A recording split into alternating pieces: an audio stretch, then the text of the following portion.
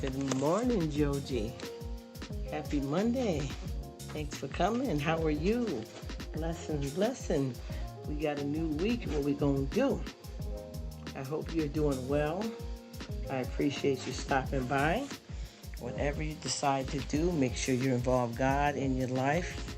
Be good, be positive, live, and always be the reason someone smiles. Yes. It's a fresh start here. Enjoy yourself. So sweet. Blessings to you, my dear.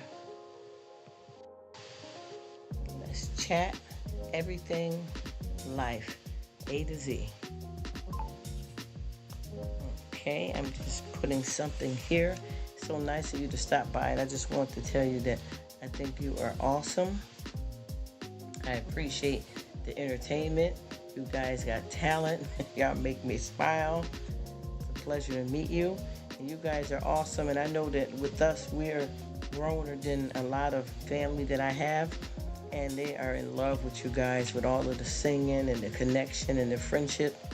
So I have a few younger family members that want to start hanging out and doing a YouTube and joining in just because of them seeing how positive you guys are. I'm just talking about like you, Joji, Scott, Mammy Lou, and anybody that is around you guys have been amazing people. Thank you. It's an absolute blessing. You guys are, I don't even know how to say it because I've been on YouTube for a while, and you know how it is in the world. You meet all kinds of people and situations, and then you finally find where you feel that you belong. And you guys have welcomed me with open arms, and I thank you dearly. I really appreciate everything. And I love the way you get up and you start doing your dancing. You be getting it in, girl. And you are a beautiful woman inside out. I mean, you're lucky to have it all. You know what I mean in that way? Because you got, and I know that we don't put a lot on. I don't, base things on just because of how a person looks. But I think that you look at people, oh, they got pretty hair and eyes. Well, you have it, the looks and the talent, the fun, the heart. And I appreciate you. And I wanted to say to you, too, have you ever considered whenever when you said, because I know, and I don't want to say anything about you personally, unless you want, it known, but you said something about with typing and doing things with your hands. Have you ever used, like, with your computer or however you operate, have you ever thought about using a mic? Because I got some stuff with my hands and I can't type the way I like to all the time. So what I do is I use the mic. Because when I type too much, I can't use my hands. And I remember you saying something. It's just that when people talk about their personal things, I don't like to repeat it unless they want to share that because it's their business. But I figured because I got you on here right now, you can hear me. So if you think about that, because that's what I do too. I have to use something because of what I got two different things going on with me with my hands.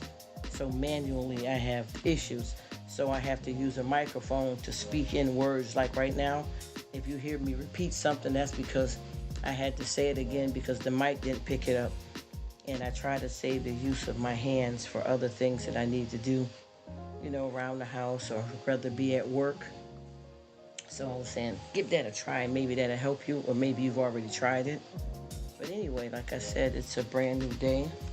And we all got a lot of different options of how we make our day turn out. I know that when we have things in our life, we don't actually have the full control over everything, but we can control how we allow things to make us feel. You know what I mean? Like, for instance, I would say, just say it like if you had, you go to work and there's like a coworker that's, can be a little naughty, or your supervisor or boss. Some of those situations, we can't change, but we can change how we react to them. You know what I mean? So I always try to tell people when you're in situations like that, and you don't have a lot of control, you have to respond in a way that you do have control. Because I do have a lot of people, like with me, A lot of folks like to gather at like, break time. And sometimes I don't always go with everybody on break. And people say little things like, oh, well, Rruk is never hardly in the break room. And when I first started hearing that, I'd say, in my head, I'd be like, well, why are they worried about it? You know what I mean? And then I said, you know what? Let them, because it's not going to stop me. So let them go ahead. And sometimes when people act kind of naughty to me, I ignore it. And then sometimes I'll still say something nice to them and really mean it, because sometimes they need a hug. They need a lift. You know what I mean? And sometimes you don't know what people are going through. And you have to look at them and say, well, you know what, let them do what they're doing. Those are things that we can control, how we let them make us feel. Also, I think that our circumstances doesn't make us who we are. They show us who we are. You know how you can be friends with somebody or just know people, and they can appear to be one way, but after something happens, it shows you who they really are. Anyway, you guys, I don't want to talk nobody to death. God is great. Yes, God, listen to me. I am nothing without God and everything with him. God is absolutely amazing. I don't know what I would do without him leading me in the right direction. And I would lean on him all day, every day. I have to take time and just spend it with God, and no interference from no human, just God. So yes, God is great, and bless you for coming, both of you for coming. I appreciate everything. And I hope you guys are doing well. And thank you so much for sharing some of your time with me. That's something that I really love and I appreciate, because we have a lot going on in our personal lives. We have family, we have, work, and people got kids and medical issues.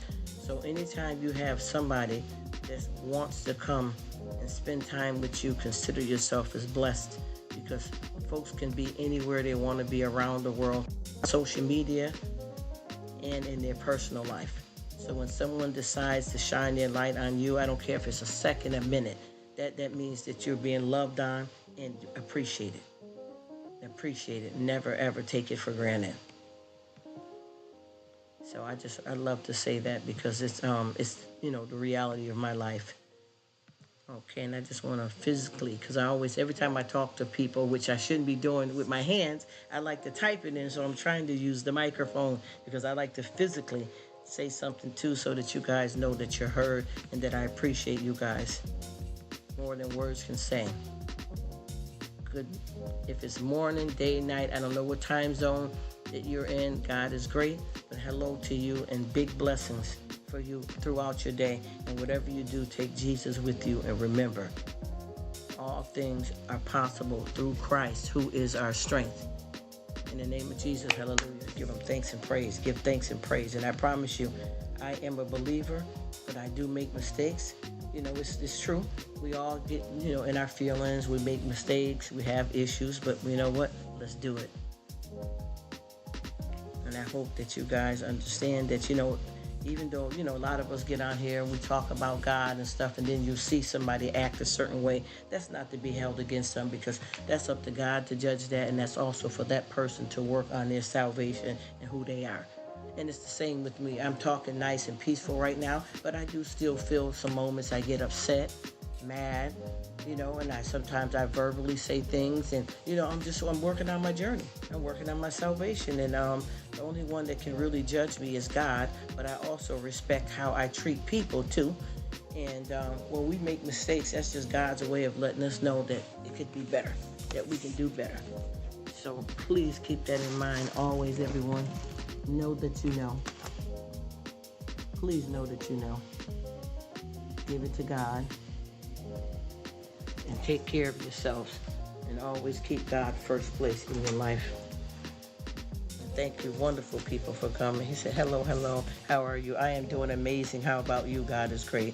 I guess you cannot see my comments. Yes, I see your comment. I see your comment. And thank you so much for coming. I really appreciate it. Have a blessed day, night, whatever time zone you're in. And thanks for your time.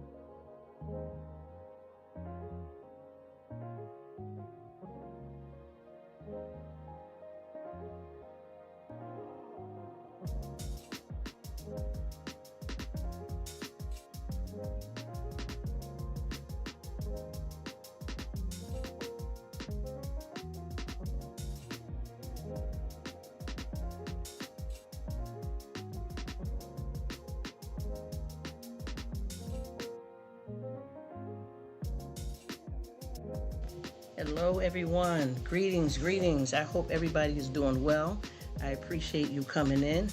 I thank you dearly. You guys are awesome. Happy Monday. We have a new day. What we're going to do? Enjoy life. Enjoy life.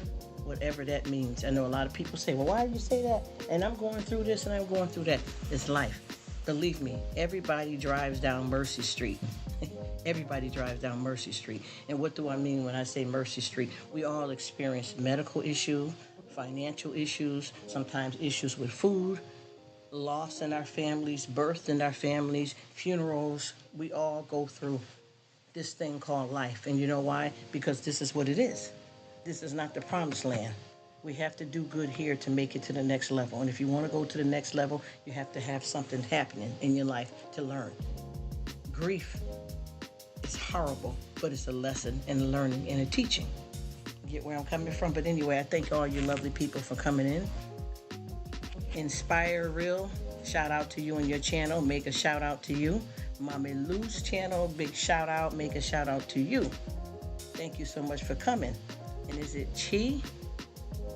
Hey sis, make a shout out to you and blessings to all of you. I hope I'm saying the names right, because what I decided to do is, since I've been struggling with being able to pronounce people's names, I feel like maybe I'm trying not to say anybody's name so nobody don't feel uncomfortable. But I promise you, I have hundreds of people that say my name wrong all the time, and it doesn't bother me at all because I know their intentions is good. So please don't ever feel any way if I say your name wrong. It's just that's who I am. I make the mistakes. I can't pronounce right. You know, it's the truth. So don't ever feel, oh, well, she said their name good, but she didn't say mine. We're not kids here. You know what I mean? We're not here trying to one-up one another or who's this favorite, who's that. We love everybody. God has a way of hugging the world, so we should too. We should too. I know a lot of us are, dealing with a lot of issues in our lives. A lot of us are different people. We do different things, but still, there's only one God. You know what I mean? And we're only people. We can only do so much. So we have to respect that about one another and do it the best that we can. And I am sorry if, like I said, once again, I'm sorry if I pronounce your name wrong. And I'll try to do it like this. I'll try my best. Excuse me. Just got to refreshen it up. I'll try my best. If I feel that I can't say a name, I'll spell it out. And I hope that will help, because I want to respect and care about everybody. And I want anybody to feel that I'm picking somebody over the other in that type of way like that, because that's not nice. Even though we're all adults, we still have feelings too. So let's make sure that we love equally. Even with me, I've had a lot of people that's been around me for years. And I keep telling everybody, I've been on YT probably over 10 years. Because I started looking at because this right now, Rruk of all is my hangout spot. Before I had an actual channel. And when I had my channel, that was some years ago. So this is a hangout spot. And like I said, I got people that I have new to me just a couple of weeks. And I got people that's been with me a certain amount of months, years, and years. And no one is more important than the other. Even though you know how you got people to say, well, you've been with me since day one. Well, that's good. But you may meet somebody new that's going to be with you from day one too. So you have to give them the same chance to be just as close as the ones that's been with you. Now, some people may fall off. There's nothing wrong with that. You keep going. You keep going. But, I don't put one person over the other. It's just like when you have kids. You know how it is for some parents and whoever this may apply to. When you have your first child, that's like one of the biggest things for you. Mother and father, that you have your first child. But when you have a second child, it don't mean that you favor the first child over the second child, and all the way down the line, no matter how many kids you decide to have. None of them are more important than the other. That's what we have to learn. That's what we have to learn as people, is that you don't treat one person better than the other. And like I said, in families, they have different things. Like, you may have the firstborn, and there's certain entitlements because of your religion or your family structure and how you do things. I understand that. But when you just have kids and you have the first one and then you have the second one, you love that one more, or you love the third one more. You can't treat people like objects. You have to have respect in everybody all the time. Even on YT, nobody is more important just because I've known them longer than someone else. Everybody means something to me. And I wanted to tell Mama Lou, because I don't know if she's still around, but you're absolutely amazing, very cheerful. And I wanted to talk a little bit more when you were doing the education. You were talking about being 40, in that area. And a lot of folks that was in the chat, they understood, and some people didn't understand. But I understand what you mean. Life begins at 40, because there's a lot of things with us that change. And I keep trying to explain to people that sometimes when you are in a real serious relationship, I'll put it this way: as I grow up, and I'm still growing, even though I'm a full-grown woman, there's nothing that a woman should know that a man shouldn't know. I think it's equal. I think it's equal. I think that if a woman can, clean in the kitchen, a man can clean in the kitchen. If a man can take out the trash, a woman can take out the trash. Now, I know some cases, some women's husbands say, you be the housewife and I do the stuff like this. If you agree as a couple, there's nothing wrong with that. There's nothing wrong with that. But for me, I'm more of an independent woman. I know how to let my husband treat me like a lady, but I also know how to get things done when he's not around. I'm not going to sit here all day and say, well, my husband's getting home late from work and the trash needs to go out, but because I'm a housewife, I can't touch the trash.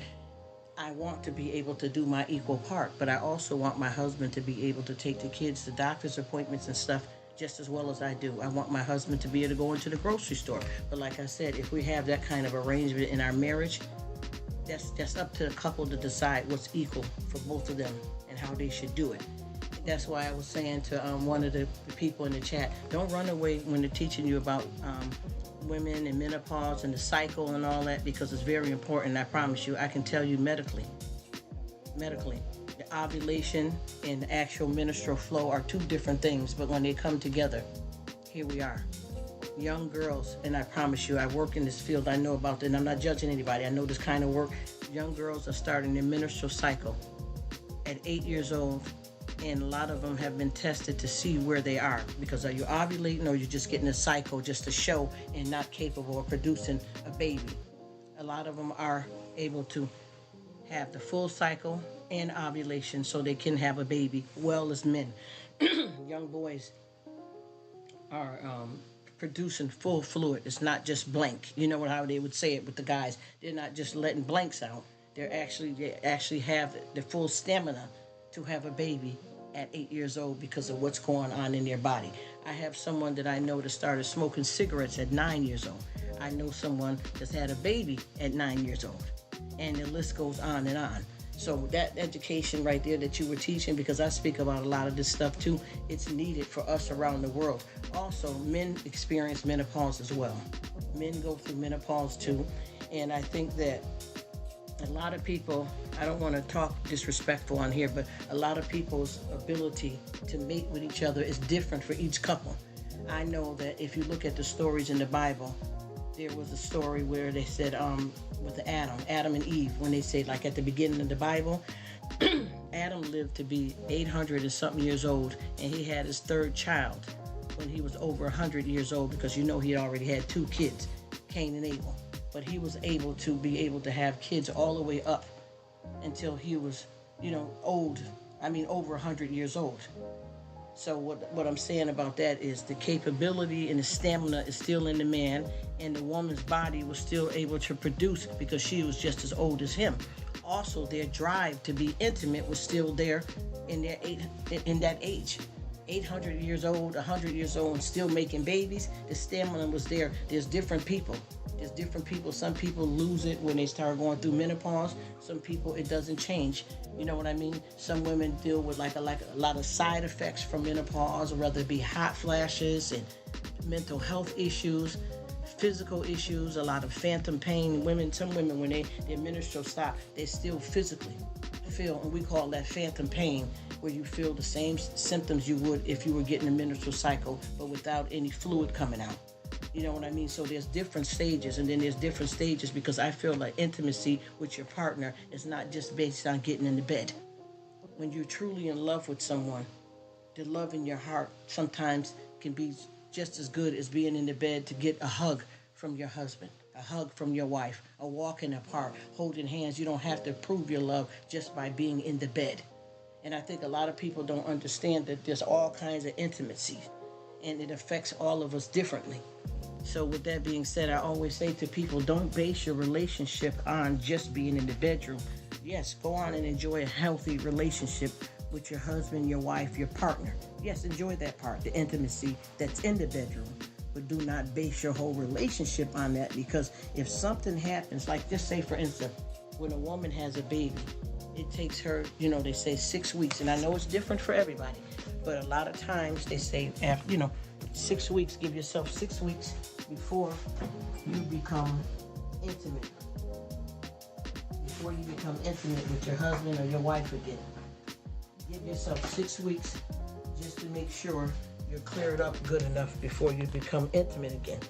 So if you're in a relationship with your husband and you being a woman and you still are not able to because you just had a baby, if he cannot wait, if you are with a man that cannot wait until your 6 weeks time is over so that you can become intimate, what kind of relationship do you have with a man if he cannot be an adult male that can contain himself out of respect that you just had his baby, and that this is a time for the body to heal itself, to release all kinds of toxins in your body from having a baby, or even when it's that time of the month. A lot of times some people are in relationships that their partner cannot wait until the time of the month is over for them to engage. And that's not fair. I don't think that that's a real good relationship to be with someone that bases everything about loving you in the bedroom. And I'm serious about that, because I know what that's like when you're with people that validate your relationship only by the bedroom. There's so many things that you can do that would be considered, if it's okay for me to say without anybody feeling disrespected, making love. You can make love by cooking for somebody. You can make love just by looking at someone. Giving that love of look. It doesn't have to be in the bedroom.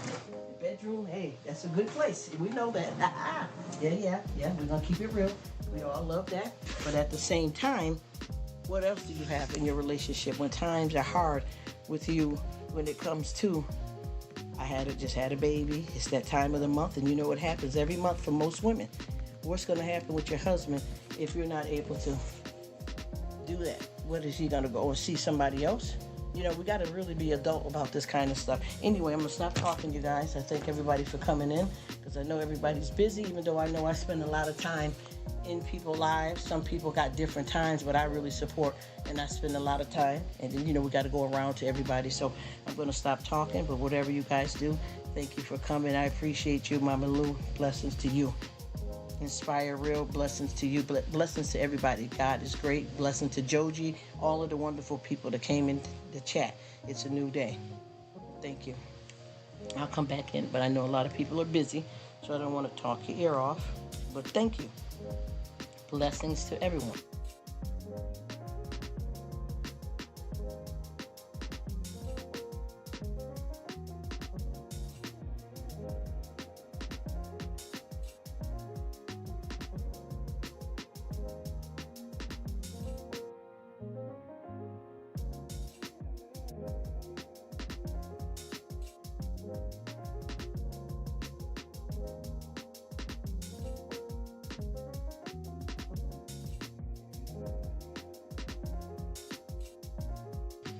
Mommy Lou, I don't know if you're still here, but I have something for you.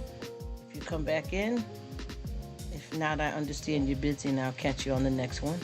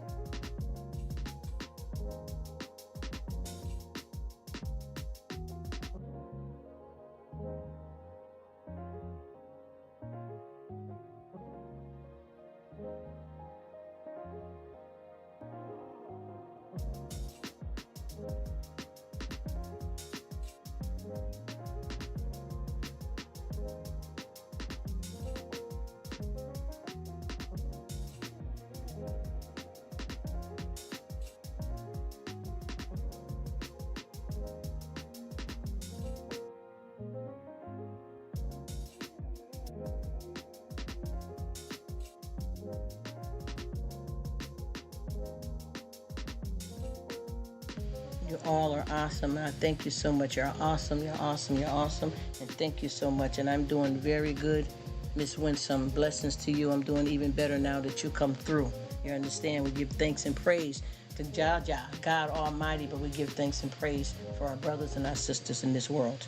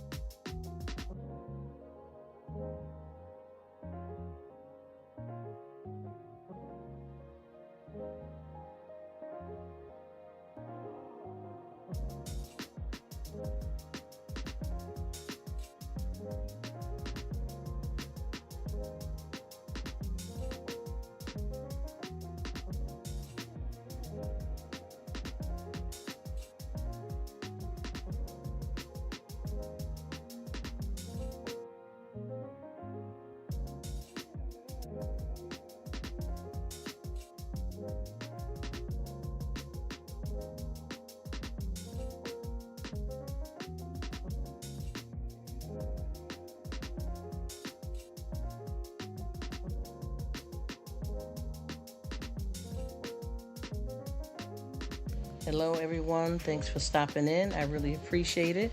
I'm sorry if I missed you guys. Thank you so much, Joy, Joy, Joy. Thank you so much, National Park Princess. I hope everybody's doing well. Thank you so much for your retirement. You are appreciated. I thank you guys. It's a new week, a new start, a new beginning. Let's have fun. Let's live this thing called life and don't look back. Enjoy yourself. Have an awesome day, everybody. Hey, sweetie, how you doing? You've been doing good with your premieres and stuff. I've been enjoying you. I hope you're doing good, National Park Princess. Nice to know you in the world. You know how it is when we got this life to live and to be able to meet good people. It means a lot to me, you know. I know I'm over here and I be talking and going in and going out, but I don't mean anything to harm anybody. You're so sweet. So am I. I'm right along with your girlfriend. I'm right along with you. My mouth may just be a little bigger. I don't know if that's good or bad, but I'm here. And I'm just chilling out. And like I said, I hope I don't rub anybody the wrong way because of the fact that I talk about everything. You know what I mean? And I try my best not to hurt anybody, to be too disrespectful in any kind of way because I don't know how to explain it, but it has a lot to do with me coming up as a child where, you know, you have to, you know, be seen a lot and not heard. Oh, good for you. Good for you. Get in there and get it in, huh? Say the sooner the better, right? I understand that 100%. Get it in, honey. And it's Monday, too. Oh, my goodness. Look, early is good. Early is good. I know how that is. Work, we love it. But it's a lot, especially when you work in the medical field. She says, I can't type this morning. It's all good, sweetie.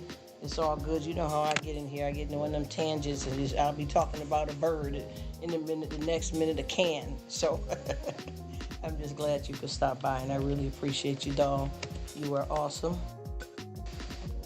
And I've just been chilling out, you know, because I had to deal with some medical stuff here at the ending of last week. So I've been chilling for a couple of days.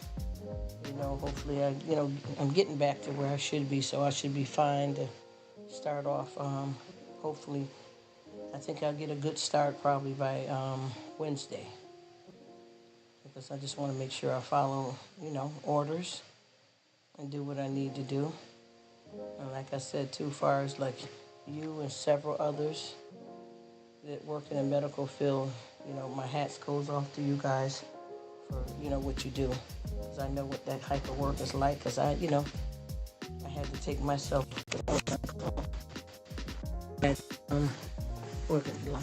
I had to be removed from being on call because when they call me, I have to go.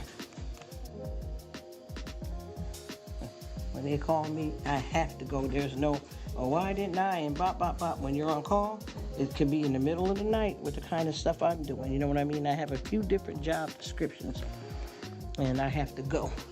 And that's why I work these, you know, weird kind of hours. And I might be, you know, lucking up, and I might be able to secure something that's different than these long 12-hour shifts that tears you down. And me relocating as far as living-wise and getting back more over to, as they call America, the States. And hopefully starting fresh there and work my way back up to being that way, because I've been kind of, as they say, off the grid for some years now due to some issues, you know, in my life, unfortunately. As I always say, I'm not a victim, I'm a victor. Hi, Betty, how you doing? Thank you so much for coming, for your retirement. I am sorry if I didn't speak to you. But yeah, so I'm just trying to make a decision on how I want to do this, because like right now, I need to really get off of these long shifts like this. This 12 hours is killer. Even though I go 3 days, that's equivalent of 2 8-hour days, and then off a couple of days physically and for, you know, medical. I can't be, you know, it ain't working for me. So we got something that's coming available sooner than later. Try my best to figure out which way to go, because I have the option to where I am going to be able to, they got shifts coming, they're going to be splitting the 12-hour shift, and that, you know, each person can have 8 hours apiece. We also have a 6 and a 4. Those are what's coming up soon, I hope, from my current employment right now. But at the same time, I have me and a family member both have a good option of leaving and going back into the actual states job opportunity there as well too. So, but that's going to be a big move because we got to pack up and physically move, which, I've been out, like I said, off the grid for a while. So, we got family and houses, different places that we can travel. That's why I always tell people I'm global. I don't think they understand. But when you have mixed family or friends, you can just travel just like how you travel. You know what I mean? But I do it for fun, but I also have done it because I have family in different places. Also, I've had some things, like I said, in my life, even though I don't consider myself as a victim, I'm a victor, but I've had reasons to stay off the grid, and, a lot of my stuff has occurred in, as they call, United States, and we call it the States, opposed to being, if you're in Jamaica, Puerto Rico, wherever you have family at, you know what I mean, wherever I have family at, that's where I basically, why I stayed so long.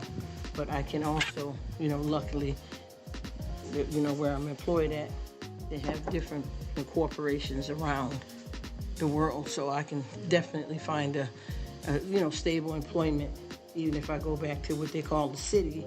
We call it so many different things because we're coming from like countries and deep in, so we refer to it differently, and a lot of people don't be knowing what I'm talking about. But anyway, yeah, so checking that out.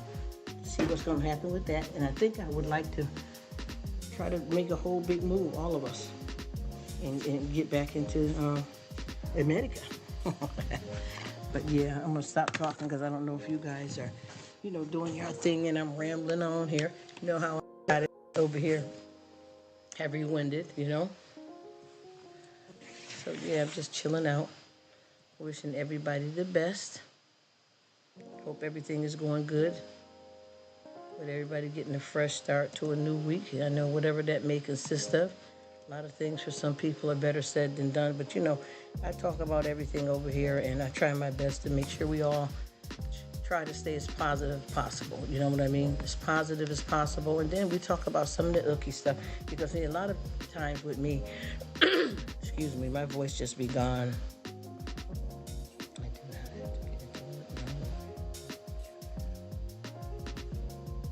I pray that it is too, and thank you so much for that, National Park Princess. I appreciate you. And hello to Bearded Gamer. I am doing amazing. How are you? Hello.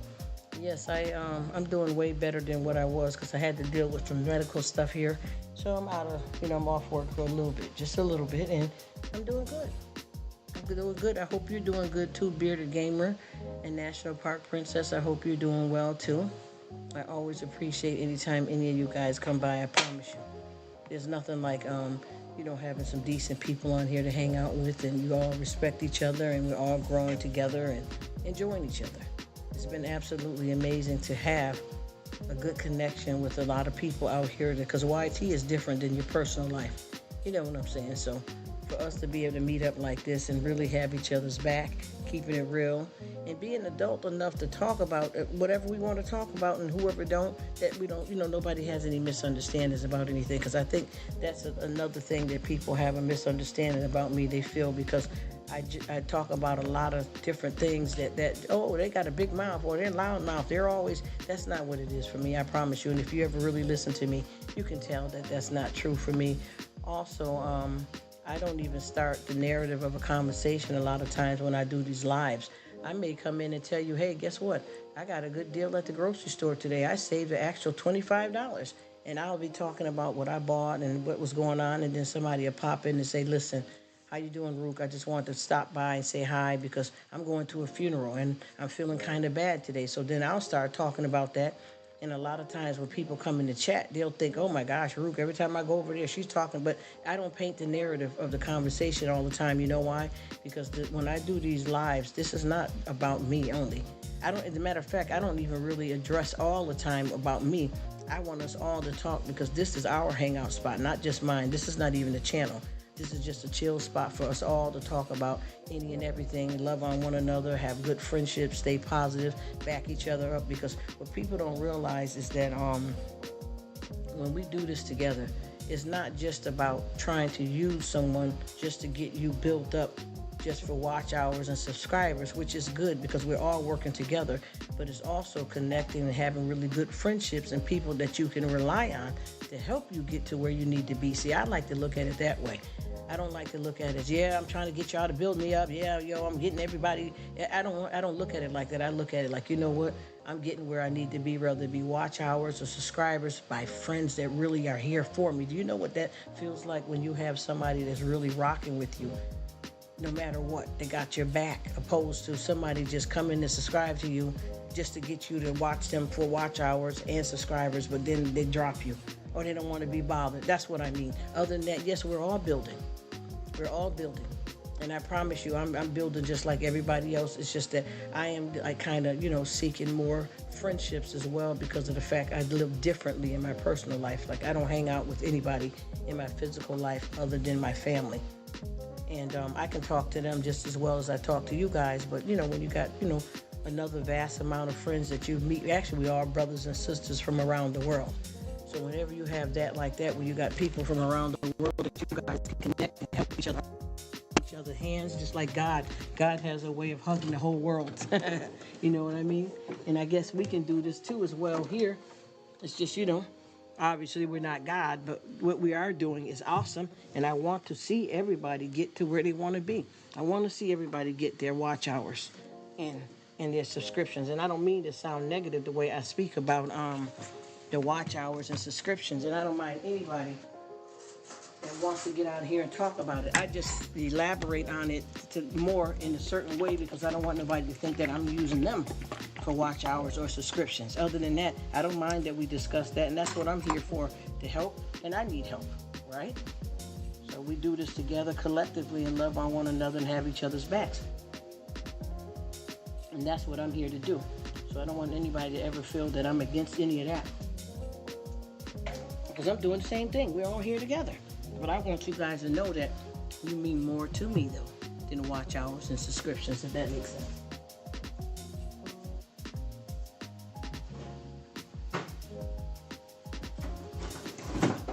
That's very important because you can't have YouTube going without anybody invested. Everybody has to invest in each other, right?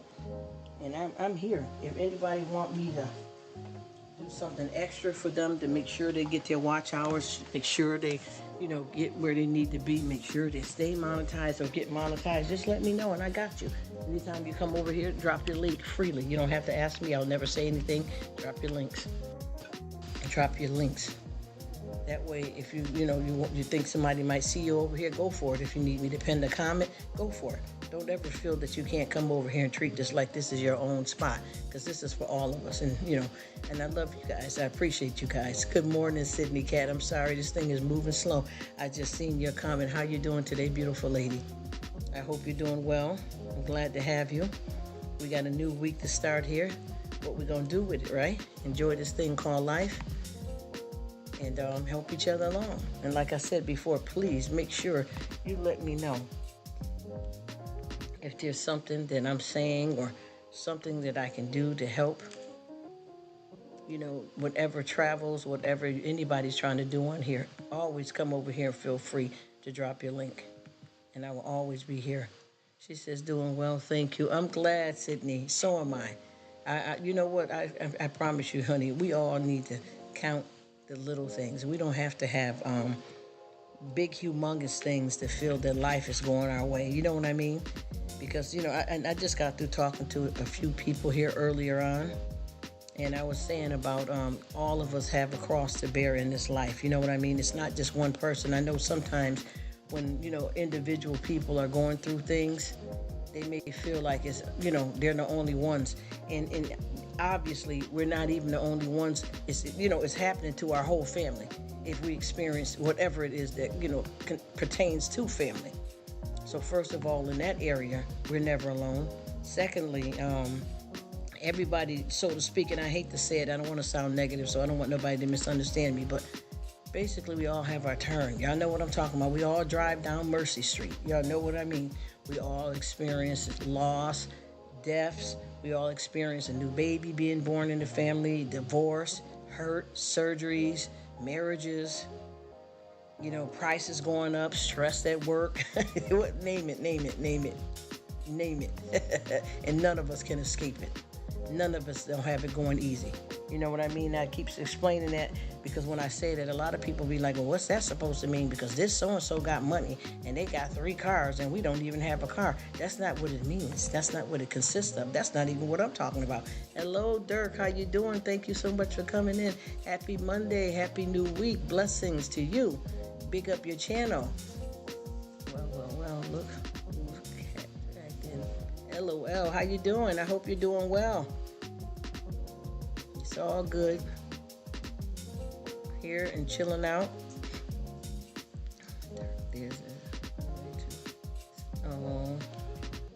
That's why another thing too, what I'm trying to do here on YT, I'm trying to watch what I talk about and what I say, because I think people, they misunderstand me, and I don't want nobody to misunderstand me, because one thing about me, and 2 things for sure, I'm one of the best people you can meet, and I'm not tooting my own horn. And the reason why I say that's because that's who I am.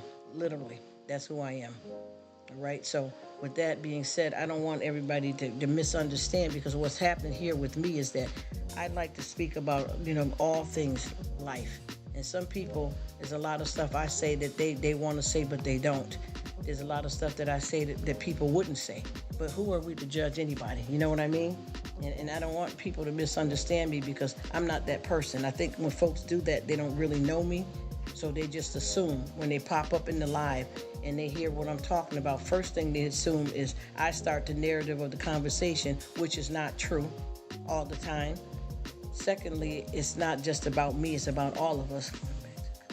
Breakfast and leaving this run. Thank you so much for coming, Dirk. Have a good one and enjoy your breakfast.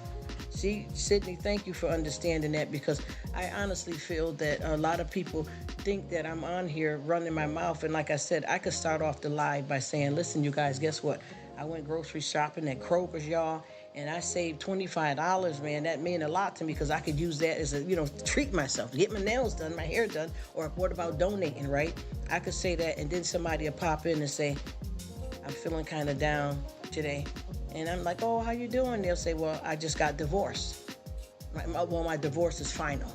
And now I'm feeling the kind of way because it's finally over. And then I'll start talking, and then the rest of the chat will start talking. But when somebody comes in and they don't read the chat, they think, oh, Rruk is over there, big mouth, running her mouth, Wendy Williams style, bop, bop, bop. And anybody that really, really knows me, not people saying they stop by or they bop, bop. The people that really know me know that I don't never come from a place trying to hurt anybody. And anytime I talk about myself, it's not because I'm trying to have everybody flock to me, because this is not a channel. This is all of our hangout spots. We all can do what we want here. But I'm the type that I'll speak about myself so that you can see that I understand where you're coming from and share my life the same way you guys share your life. But a lot of people feel that they're on a platform, like somebody's bowing to them because it's their channel. It's my spot. What I say, what I do. That ain't how I get down. I don't get down like that. She says you're talking about your thoughts, life, and experience. Nothing wrong with that. If you don't like it, you can't watch somebody. That's what I keep saying, Sydney, because I feel that a lot of people misunderstand me, and I promise you, you know this. That's why I know you always come by to see me, and I know that you know that I'm not that type of person. Exactly, and I hope they do, Sydney, and I feel the same way about you too, because I promise you, people don't understand. Life has a way of treating you like a boomerang. You know what I mean? Where whatever you put out in the universe, good, bad, in between, it comes back to you. Even stuff comes back to you negatively, even if you didn't put that out. But when you act up, you're more likely to get it tenfold. You know what I mean? So I'm not like that. But what I can say is that I love on people. I like to talk. I like to chill. I like to hang out. And like I said before, even I had one girl that popped up in here. No, it was a guy that popped up in here. He was like, wow, Rruk, he said, it seemed like everybody comes to you with their troubles. Well, I don't feel like that. I feel that I am blessed that you guys, I feel like here I go with that emotion. Oh boy. Oh, here I go. I'm sorry. I feel like anytime you have people that want to share their life with you, that makes you feel blessed. You know what I mean? Thank you so much, Sydney, and I love you too. I promise I do. I love you all the same way too. And I keep telling people, with this YouTube thing, honestly, I had started this thing way back over 10 years ago, and I had an actual channel. And when I changed over to Rruk, a lot of people didn't come with me. But I built up this channel from like probably 3,000 people that I had that did come with me out of almost 10. So, that's a lot down the drain, but that taught me something. They didn't see it, that I moved. They really wasn't with me. They changed their life. They're not doing YouTube no more. I don't jump to conclusions. I just keep riding out. And I told people the kind of peace that I have and trying to keep is, and when I look outside my windowsill, I don't have pigeons sitting on my windowsill. I have doves. You understand what I mean? That's who I am and how I get down. He says, Ruth, in the background myself, I have started my day. Oh, good for you. Have a blessed day, Bearded Gamer. I appreciate you coming in, and whatever you do, enjoy it. Enjoy it. And no matter how things may seem, you can have something that upsets you, and within 5 minutes, that feeling can go away. It depends on how you allow it to affect you. And I know it's hard, better said than done, but it can happen. Happy Monday, Bearded Gamer, and take care and have a good one, okay? Thank you for your time and your friendship. I really appreciate it. It's like I have a lot of different people here that come in here that misunderstand stuff, and I always try to explain to them that just because you hear 5 or 6 people talking about something that they're going through, it doesn't mean it's a negative thing. I like that people want to come and chat with me, and I like that I can share with them, because I like to hug, to hold. We all got to rock together. Thank you, friend. I will be here. Oh, thank you. I appreciate it. And I know I sound terrible. I don't even know what it is. I don't know where this is coming from with my voice, because I promise you, I don't have any colds or anything. And the only thing I can think of has got to be some kind of allergy or whatever, because I know I sound stuffy, and I've already seen my doctor, and I got stuff that I can use if that's the case. And it just seems like the quality of being at work, the air in there, is something different than when I come home, because when I'm home, I get back to, my regular sounding voice. But it takes a couple of days, but it just seems like, I don't know if it's the sanitation in there, because they have stuff that sprays out, you know what I mean, when you got to be sanitized in and out. And then also they have stuff throughout the day that pushes, good smelling stuff throughout every floor that I'm on. You know what I mean? So I don't know if it's coming from that, because sometimes, you could be allergic to somebody else's perfume or different things. She says, I think it is the cleaning chemicals. Yes, I think so too, because I am, and this is starting to be a regular thing, Sydney. I'm almost positive, and I don't know if there's much I can do about it, because so far, I work a few different floors, and nobody else has said anything about them having any issues. So I assume it's me, and I don't know exactly what can I do about it, because that's it's a big corporation, and it's a business, you know what I mean? So I don't know if they're gonna let one monkey can stop the show type of thing, you know what I mean? So I don't know what to do, but I got another appointment coming up here, and I'm gonna discuss it too with my doctor and ask them, could that be a possibility? And then also I have to have some type of staff meeting to see, is there any possibilities that we can do something about it? Plus I wear a mask too. I wear a mask and gloves all day long, but still, I just think, being in that atmosphere, you know what I'm saying? I'm almost positive. I just got through saying that to a family member, that I think it's the chemicals. I'm glad you said that too, Sydney, because I think that's exactly what it is. And it just makes me, I'm not having anything like any, excessive amount of sneezing, coughing, or anything. It's just making my in my nasal area, because you know how we got our whole respiratory system. So I'm not feeling anything like coming off my lungs, that type of thing. I'm feeling it more so in my nostrils and throat. And like I said, this is not normally the way allergies affect me. Whenever I do have some allergies kicking up, it's more so like probably, in the middle of sleeping, a little bit of stuffy nose type of thing. And then by the time I get up, it clears away on its own. So I'm glad you said that, because I thought it was probably the chemicals. So that's something that I got to figure out, because what am I going to do? Let my job go? I mean, here we go. Oh boy, and then being in there for 12 hours, buddy, let me tell you. Yeah, definitely, you got a mask on, something's coming in. You know what I mean? Something's coming in. I know with the mask, you may, be able to repel, like, droplets, or when you're talking to somebody and they speak, and little fluids coming out their mouth, very minute. You get a mask and block that, but overall, the air, because I can still smell stuff. I have came outside where people were, smoking outside the building, and I still smelled the cigarette smoke. I can still smell people's perfume even with a mask on. So it has to be something to do with the chemicals, because I'm telling you, it's got my voice gone, very raspy. You know what I mean?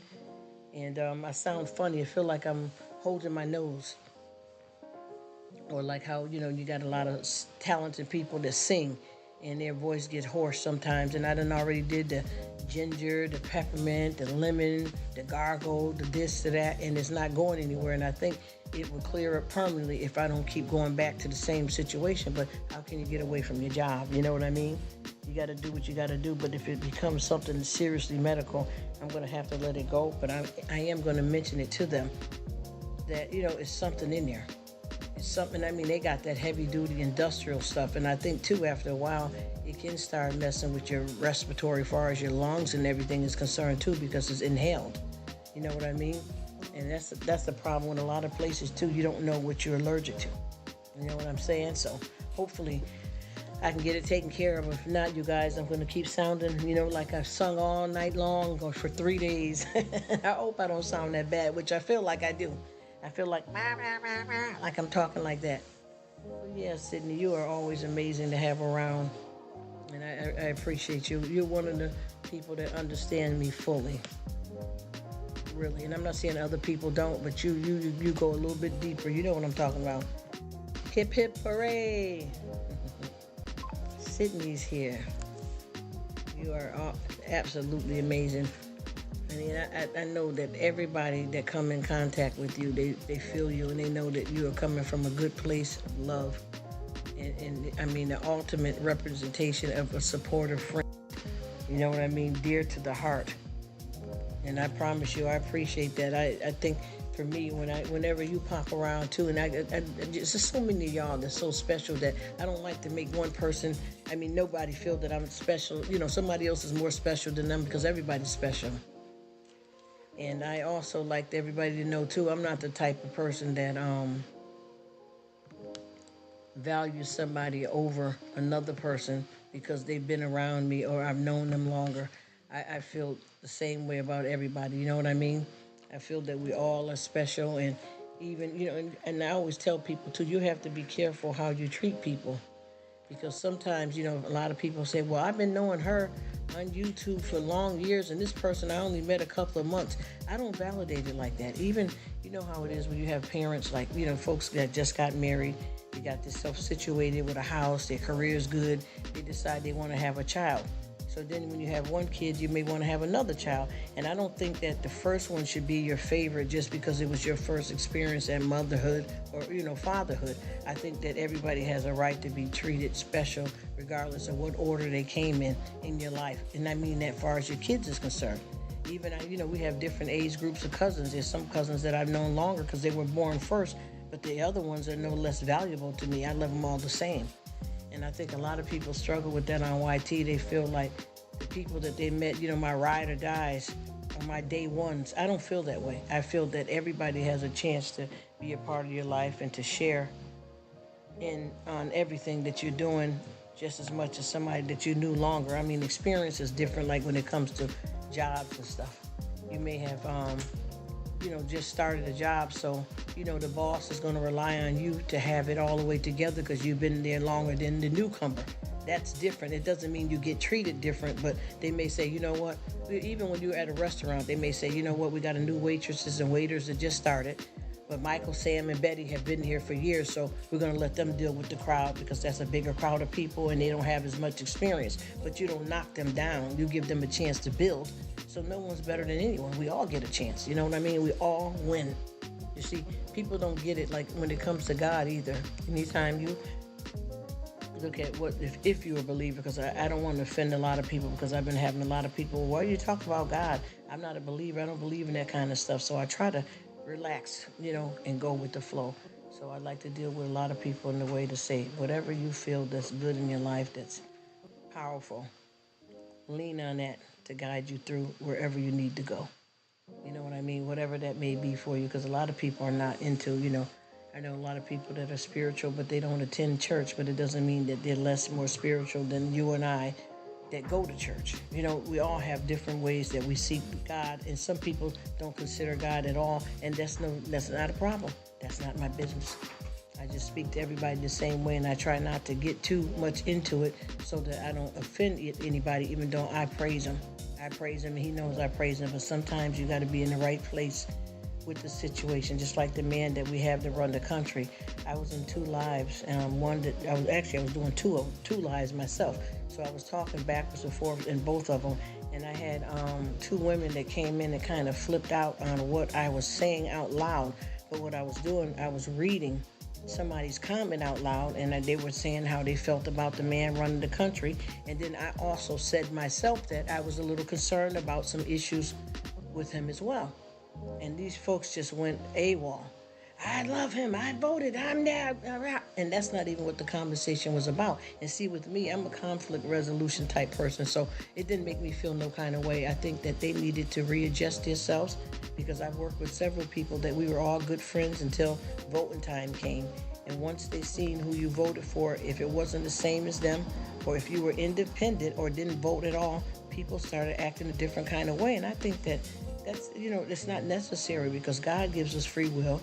We have our 5th Amendment, and I think that, you can agree to disagree, which doesn't have to end up in negative or being phony and pretending that you agree to disagree when you're holding some kind of negativity in your heart or mind towards somebody, when in fact what they're doing with their personal choice has nothing to do with any of us.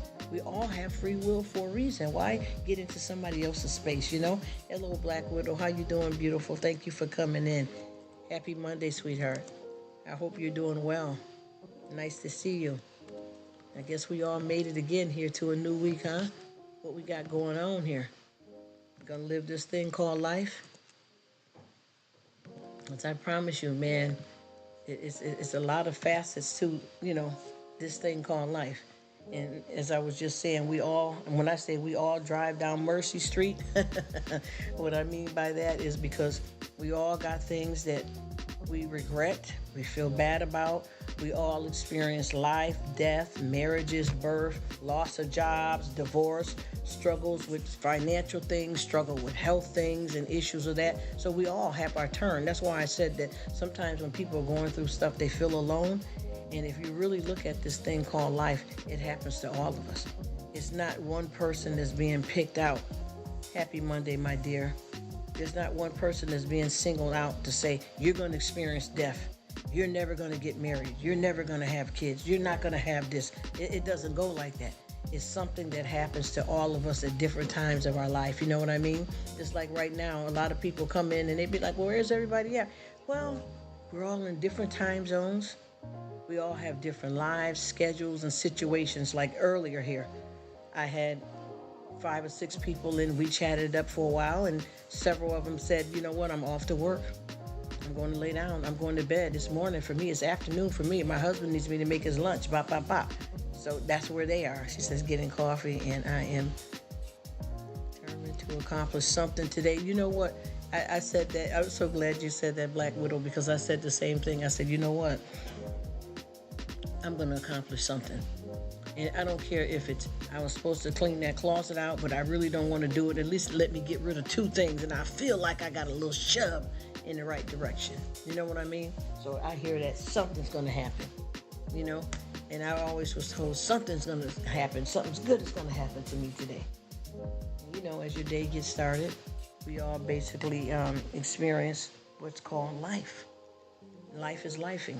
And like I said, too, when I get on here, yes, ma'am, you know what I'm talking about. Amen, amen, Black Widow. I promise you, because this ain't, this ain't what we want, just to sit back here and have a negative rapport about things. We just got to deal with it. And I'm going to be honest with you. Some people seem to get hit harder than others at one time, but it comes back around to everybody. Comes back around to everybody, you know what I mean? Because I know, and I'm going to say this too, and I don't want to put no downstroke on anybody that make nobody feel uncomfortable. You understand, Black Widow? But I tell you this, I got a family that I've met quite a few years back, because I've been out here on these YouTube streets, and I got a family that I met a long time ago, right? and they got a lot going on in their family right now. And I'm going to give you an example of what I mean by that. Okay, this is how it is. They have 5 people in their family that has dealt with cancer, right? Okay, so they have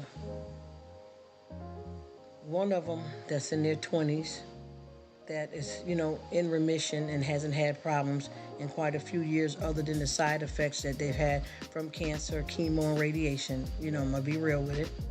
It says, I have been moving to storage units into a different location and got stuff out of the house. See, oh my gosh. Absolutely, Ms. Whittle. That's exactly what I said. You know what I've been doing? I've been sitting back saying, what do I really need? Need this? Do I need this? And if you would see how many bags that not just me, but my family has hustled out of here of stuff and stuff and stuff. And I'm talking about a lot of stuff. I mean, I feel like what the heck have I been doing? Am I actually low-key hoarding? Because I got so much stuff, and I kept saying, girl, look here. First of all, this stuff been hanging in your closet, even if it got tags on it, for 4 years. Donate it. Give it away. I can't believe I've done this. Because it's just crazy. It's ridiculous. And I kept saying, why? What are you doing here? And I realized it just happens. And then, too, I'm going through, look, my underwear drawer. I'm going through my underwear drawer. How many pairs of panties do I need? Honestly, how many pair of panties do I need? How many pairs of socks do I need? How many pairs of shoes? How many pots and pans? I mean, this is, and I know I probably sound tedious and a bit ridiculous, but I promise you, it's my truth. I got in here in the kitchen and I got on the floor. You know how you get in them bottom cabinets, and I'm like, well, when did I have this? Well, what do I need that for? Well, how many? No wonder I got 3 or 4 of these big spoons because I didn't do inventory before I bought another one. Or if this one is not worn out enough to get rid of, why did I buy another one? And you know what? The whole house needs to be done. The whole house from head to toe. I'm talking about from the rooter to the tutor. I can't live like this. I can't. It's not right. It's too many, just like with forks.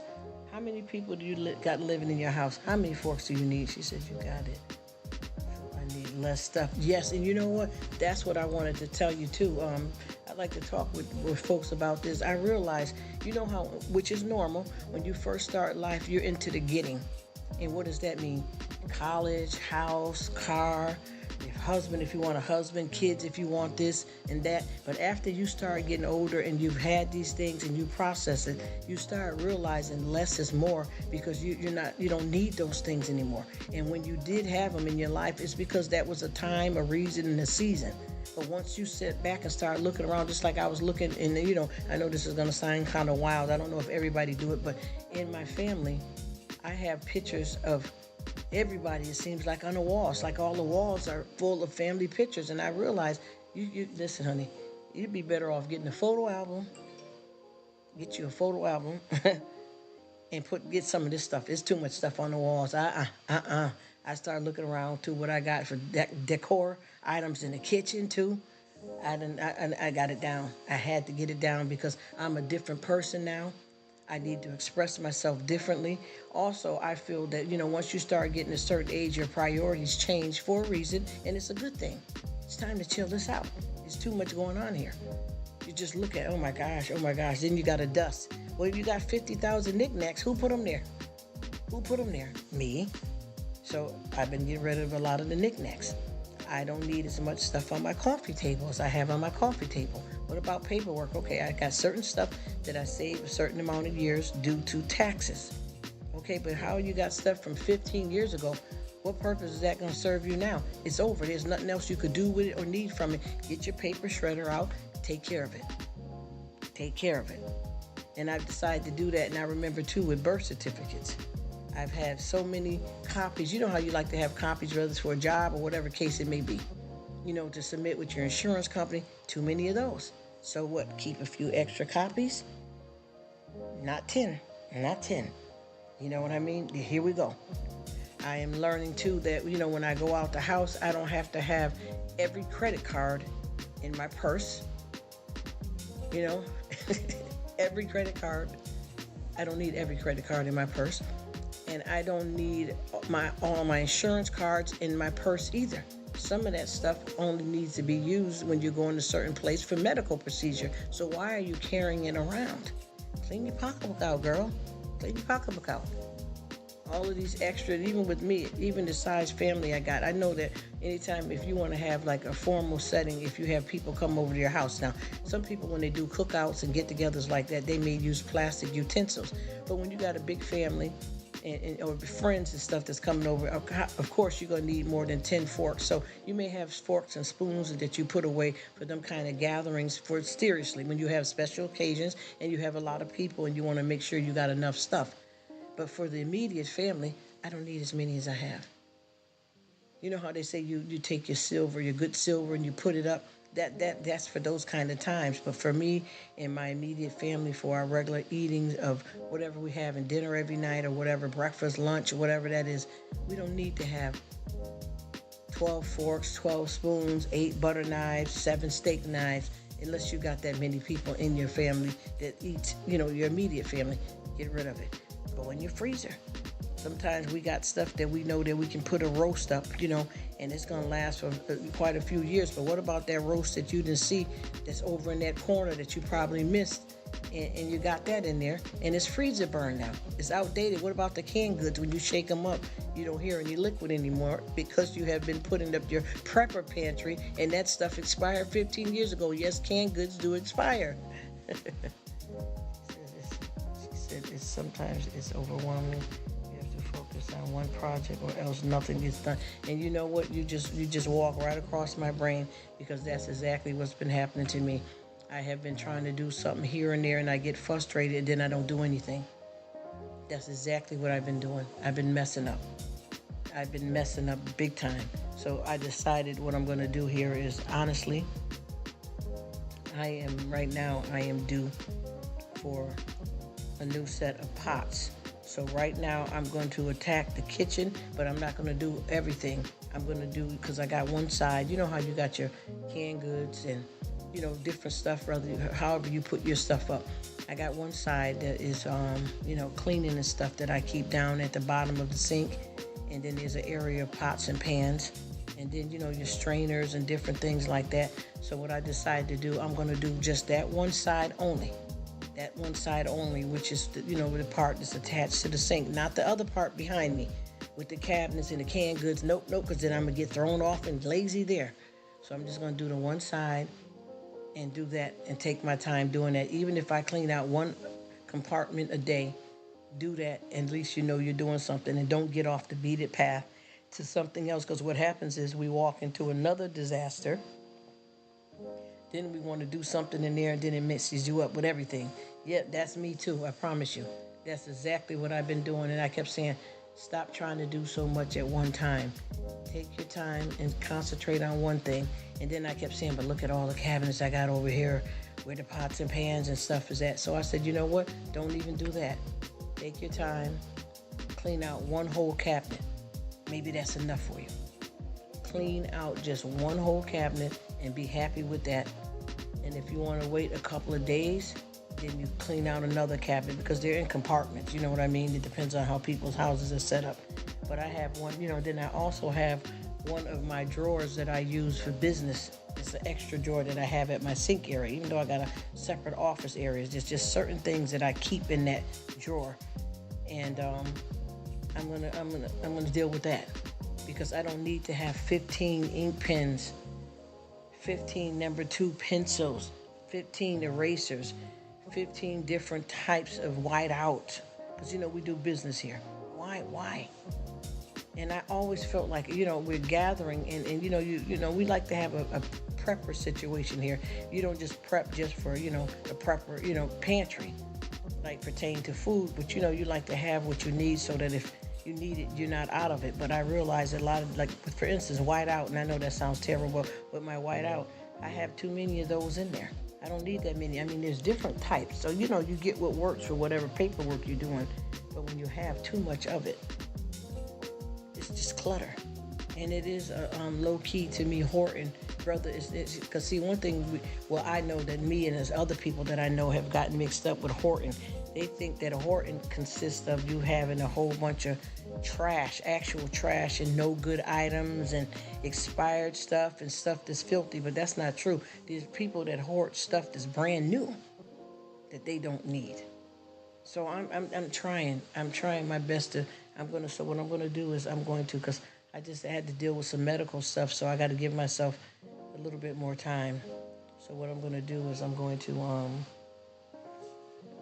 give myself a couple of more days, and then I'm gonna go in and start with one compartment only, and take my time and get that done. Just like how when you put food in the microwave and you got those plastic lids that you put on your food when you stick it in the microwave. Why do I need 5 of those? Why? Maybe 2 will be good because I got a tall dome one and then one that's a little flatter, because it goes by whatever the height of the food that you're putting in. Maybe 2, not that many. Taking up too much room and it's clutter. And also, what I would not, and I don't wish no negativity, but I wouldn't want something to happen to me and I leave all this behind for anybody. Even though I got immaculate family, stable love relationship, I still wouldn't want to leave a mess for anybody else to clean up behind me in that kind of way. You know what I mean? That's why I always say, stay ready and prepared, because sometimes you don't never know what's going to happen. And people get upset, when you mention having a will, having life insurance. It's not that you're wishing anything on yourself, but you know that you live in the real world and things could happen suddenly. People don't just, leave this earth just because, mama, auntie had a medical problem and they said they only had 2 weeks. It doesn't happen just like that only. Babies pass away, 3-year-old, 5-year-old, any of us, our pets. You know what I'm saying? So we have to be prepared for all things, but it doesn't mean that you're voting in a negative way about your life or how you feel. It's just the truth of the matter of how things are. It happens, and it happens suddenly. I've been seeing a lot of people that have been passing away with no cause.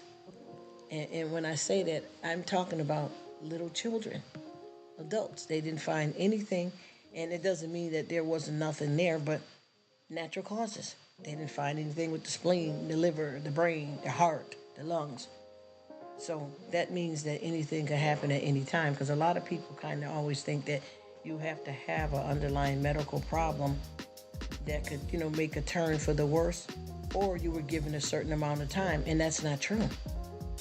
These unexpected things too are things that could be natural causes. You went on the regular like you normally do and going to work, end up in an accident. You end up going to work and something happened to you at your job, or you're at home and retired and you had a fall. I mean, it's a million things that could happen unexpectedly.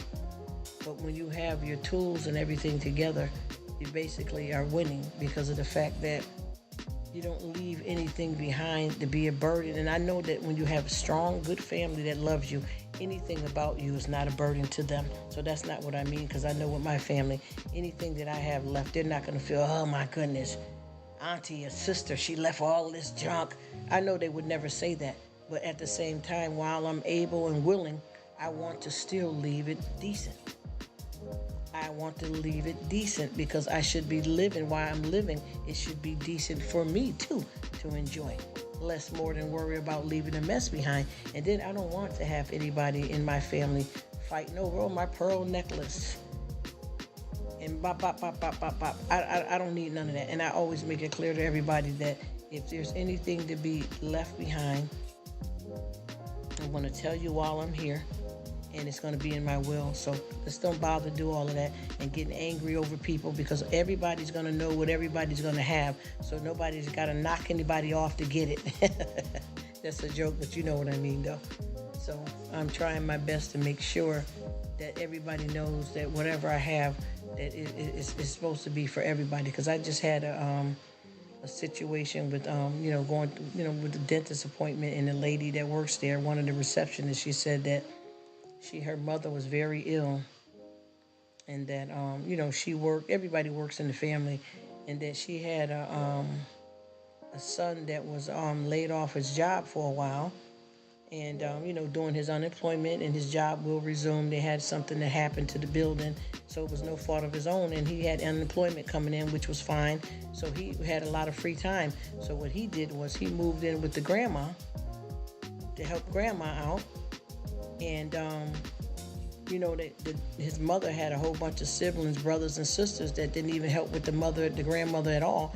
This young one moves in with her and takes care of her. So when they read her will, she left the majority of stuff to him, not just because he was available to move in with her, it's because he cared and he was willing to spend time with her. So she left everything to him, just about everything. And the older, the aunts and stuff were mad. Well, this is my mother, and you're the grandchild. Now, why did she do this? But you guys didn't care nothing about her, and she focused on who did. I mean, and also, I hate to say it like this, but I think that it's each individual choice to leave whatever they want to who they want to leave it to. And to a lot of us out here, it may seem to be unfair, but that's their choice.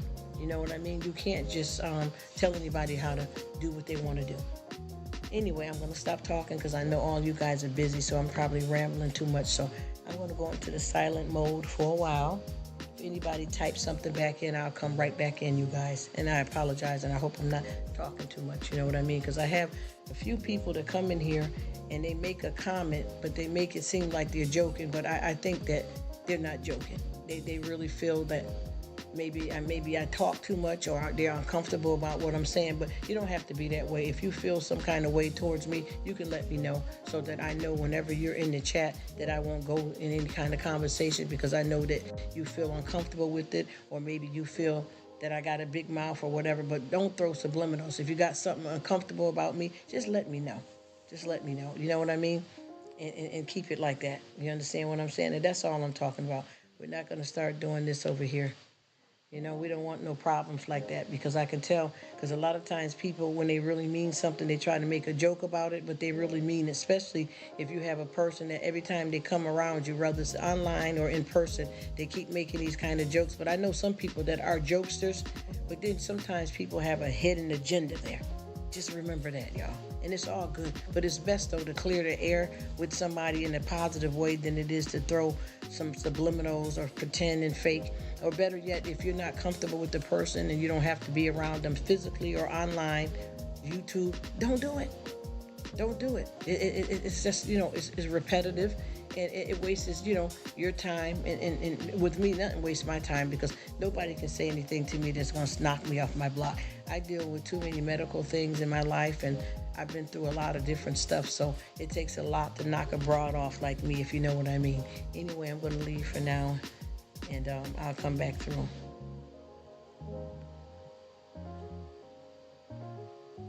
But it will be music playing, and I will keep checking in. Thanks.